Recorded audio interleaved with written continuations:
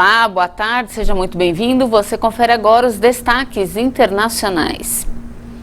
A Organização Mundial da Saúde afirmou que a pandemia de Covid-19 pode ter matado entre 80 e 180 mil profissionais da saúde até maio deste ano. O órgão voltou a destacar a importância da prioridade na vacinação destes profissionais. De acordo com a OMS, as estimativas são baseadas nas 3 milhões e 450 mil mortes vinculadas à doença declaradas até maio de 2021. Um número que a organização acredita ser menor do que a quantidade real de óbitos. Em entrevista coletiva, o diretor-geral da OMS, Tedros Adhanom Ghebreyesus, ressaltou que é fundamental a prioridade na vacinação dos profissionais de saúde. Dados de 119 países sugerem que, em média, 2 em cada 5 profissionais de saúde em todo o mundo estão totalmente vacinados. Mas, é claro, essa média mascara grandes diferenças entre regiões e grupos econômicos. Na África, menos de 1 em cada 10 profissionais da saúde foi completamente imunizado, enquanto na maioria dos países de renda alta, mais de 80% estão vacinados com o esquema completo. A OMS ainda denunciou a desigualdade da distribuição dos imunizantes e pediu aos estados com doses suficientes para compartilhar vacinas.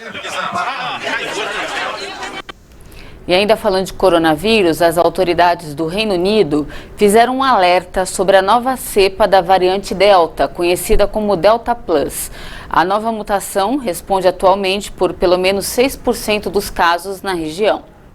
O primeiro caso da variante Delta Plus foi confirmado no Reino Unido em julho de 2021. Pelo menos 44 países já identificaram a nova linhagem chamada de AY4.2. Versões do vírus podem surgir ao longo do tempo, pois as mutações genéticas são naturais.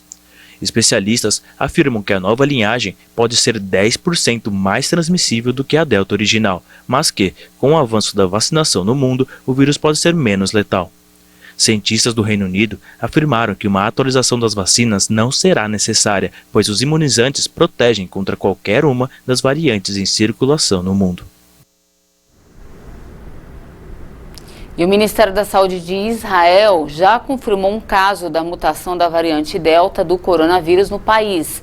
A vítima foi colocada em quarentena e até o momento não foi detectado nenhum caso de contato. A variante AY4.2, já detectada em alguns países europeus, foi identificada como mutação da Delta em Israel. A pessoa infectada é um menino de 11 anos que viajou para a Europa e o caso foi notificado no aeroporto Ben Gurion, na capital Tel Aviv. A criança foi colocada em quarentena e até o momento não foi detectado nenhum caso de contato. O governo do Reino Unido afirmou que monitora muito de perto a nova mutação que está se propagando no país.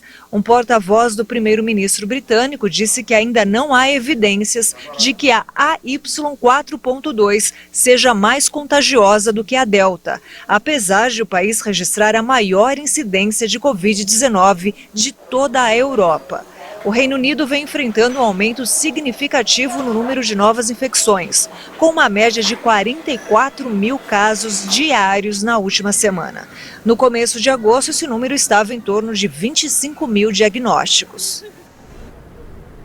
Depois de muita polêmica e uma cerimônia discreta, a princesa Mako do Japão se casou com um namorado que conheceu na universidade. Esta foi a primeira vez na história do Japão que uma princesa se casou sem o ritual tradicional. As controvérsias sobre o casal surgiram quando a imprensa passou a noticiar sobre uma dívida da mãe de Keiko Muro, que não havia pago um empréstimo de 4 milhões de ienes a um ex-noivo. O valor equivale a cerca de 35 mil dólares. A disputa, que ainda não teve um desfecho, provocou escândalo no Japão, onde se espera um comportamento impecável dos membros da família imperial. Tenho estado com medo, sentido tristeza e dor sempre que rumores unilaterais se transformam em histórias infundadas e quando informações erradas são, de alguma forma, tidas como fatos infalíveis. Imagens exibidas por canais de televisão japoneses mostram a princesa e sobrinha do imperador Naruhito saindo da residência imperial de Akasaka. Com um ramo de flores em suas mãos, Mako se despediu com uma reverência aos pais e um abraço na irmã. Com um gesto, Mako perde o título de princesa, já que na família imperial nipônica, as mulheres não podem ascender ao trono de crisântemo quando casam com um plebeu.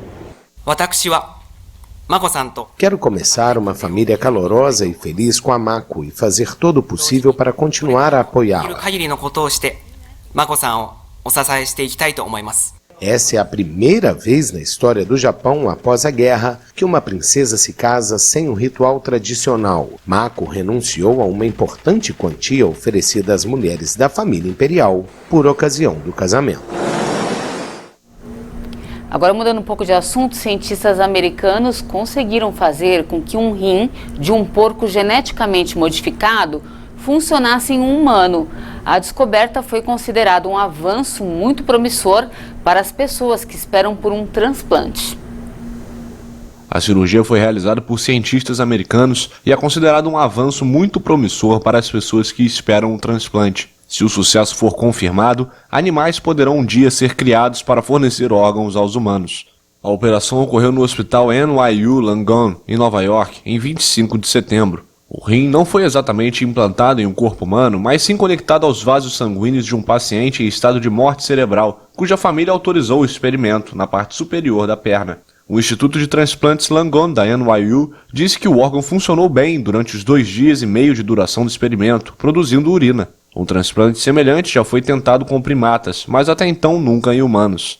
O organismo humano contém anticorpos que atacam um tipo de açúcar normalmente presente em todas as células dos porcos, o que causaria a rejeição imediata do órgão. O animal usado foi geneticamente modificado para não produzir mais esse açúcar e assim não foi verificada nenhuma rejeição rápida do rim. E olha, antes de encerrar, uma notícia aumentou a preocupação dos cientistas sobre as mudanças climáticas. As concentrações de gases de efeito estufa na atmosfera voltaram a atingir um novo recorde em 2020. O alerta foi realizado pela Organização Meteorológica Mundial. De acordo com o boletim da OMM, a taxa de aumento anual registrada foi superior à média do período 2011-2020. No relatório, a agência da ONU indica também que já se evidencia a transição de uma parte da Amazônia, considerada local de absorção, para uma fonte de emissão de carbono por causa do desmatamento. Today we are talking about greenhouse gases Hoje estamos falando de gases de efeito estufa e novamente quebramos recordes nos principais gases poluentes, como dióxido de carbono, metano e óxido nitroso. E essa tendência negativa que observamos antes por décadas continuou.